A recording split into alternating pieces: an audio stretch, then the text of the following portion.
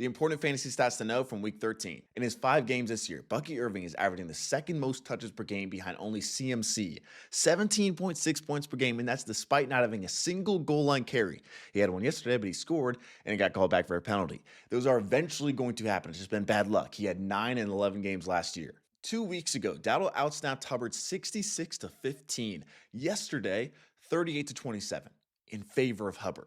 Only 50% of the running back touches for Dowdle, by far the lowest since he became the starter, and also just not out there on the passing plays. Basically, every time it was a pass play, it was Hubbard out there. Ryan was back and took a lot of the touches, but Chase Brown still 6 straight games of 100 yards. Breece Hall had 100% of the running back touches, his 4th game of 20-plus touches in his last 5. The Chicago offensive line has been dominant. Their yards before contact, #1 in the NFL. The rushing is incredible, and they can be used in those good matchups. The receiving with Caleb Williams, it's just not, he's not going to throw to running backs. 2.5 receiving fantasy points per game this month to the running back position combined. Burden's becoming more relevant. Loveland's becoming more relevant. Odunze, he's failed to hit 70% of the routes in 3 straight games after hitting it every single time in the first 10 weeks. Watson's main issue in the past, even when he is healthy, is he's just not running a ton of routes. The last month, he has been #1 in everything for the Green Bay receivers, including routes run. Hopefully that sticks with Jay Reed coming back. A similar story for A.D. Mitchell. He gets a ton of targets when he's on the field. He just never is.